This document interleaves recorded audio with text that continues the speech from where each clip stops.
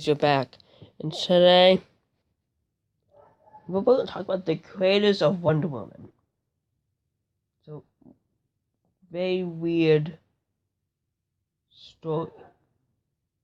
So, this is a guy. His name was William Morton. I don't know how to pronounce this one. I'm not even going to try. So let's call William right now. So, he also is famous for inventing the lie detector test. So, little fun fact right there. Yeah. So he was a professor at college. And he became friends with one of the students. Her name was Olive, and and later they will become partners in science. So now him and his wife really believed in women's rights at the time. This was the 20s at this time. So he owned this really big house. So Olive, the girl that he met, who would become his partner, moved in there. I don't know how his wife didn't get mad, but man, I guess it worked. So all three of them became very good friends. So as a professor, he saw it like working on like um I don't know what like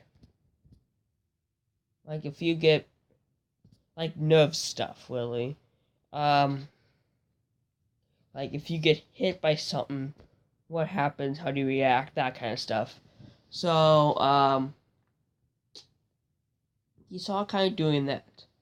So by the late 30s, early 40s, World War II broke out, and yeah. So he went to DC.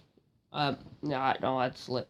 So his wife said you should start maybe do a comic book to try to get the word out for women's rights. He's like, okay, mostly because a lot of people were reading comic books at the time. Like you had Superman, you had Batman, and the reason why my voice sounds weird is because I have a cold. So there's some thing, I don't know what it is. So, as so his wife, you know, so he created Wonder Woman and came out in Sensation Comics. So he created Wonder Woman. So he went to DC because that was the big one at the time, biggest one at the time, and the guy said he took a risk on Superman, he would take a risk with this. So she became one of the first female superheroes. So yeah. So as it went on, people started noticing one thing, which I don't have a picture of because I couldn't find one. That wait, I had some.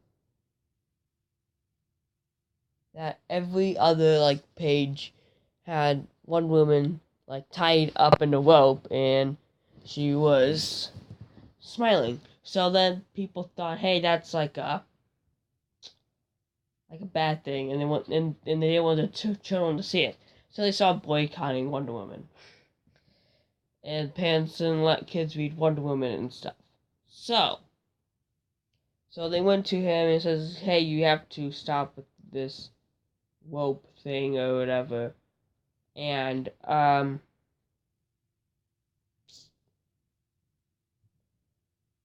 well, soon after he died, like cancer got him, like get really young or whatever. So yeah, this is like the actual like my version right here is like the clean version. There is a movie about it. I think the TV movie. I don't know. I just saw it like a image of the movie. Like oh no, like a poster. But if like an hour long one like version.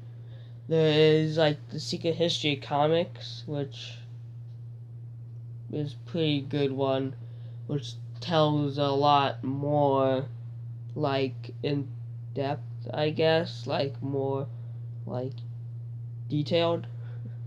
Mine's just like a little rough draft of it. And Secret History comics version is probably not the best. It's more like a, let's say, don't let little kids watch it version. So, yeah. This was like the rough draft, like the clean version, you should say. But yeah, so this really gives. So this like early version of Wonder Woman that I just did, pretty much is like the rough draft version. So yeah. So soon after he dies, Wonder Woman's story started kind of getting weird. Like in the early 70s, she lost her powers to become like some like Dick Tracy guy, who didn't have like some detective. Way to go, yeah. So as I mentioned earlier, he was a big supporter of women's rights. So yeah. So as I said, he was a big support on women's rights, as I said. So he had so back in the 70s, there's like a woman march for rights and stuff, and he created a comic book cover from so they found this one little comic book cover from back from the 40s when he did all the stories and stuff and drawings. It was called Wonder Woman for President, and I guess so the people who were doing this march remembered Wonder Woman and stuff from like a long time ago. They found this cover and they started using it a lot. And this actually convinced DC to give Wonder Woman her superpowers back and stuff. It's kind of cool, right? How 30 years later, after he's dead, and I never noticed the blue lines reduced. I never noticed the blue lines on the sides. But yeah, it's kind of cool, isn't it? So as I said, there's another better version of this. You watch on TV. It's you should probably not let kids watch it or something. So if you want any other cool videos, I have a video about the London kidnapping, which is pretty cool. And I have another video on Stalinism. It's not Communism, Stalinism, way too extreme. I got another video about the Ottoman Empire. And I have another one about the death of Paul McCartney. If you watch this, it's probably my highest grossing video that I've ever had. The Titanic one, it gets views over time. It got more views, but the Paul McCartney one came out roughly 3-4 weeks ago, and now it's one of my best viewed videos, which is kind of cool, I guess. And I did gain a subscriber too. I have to blow my nose. Yeah.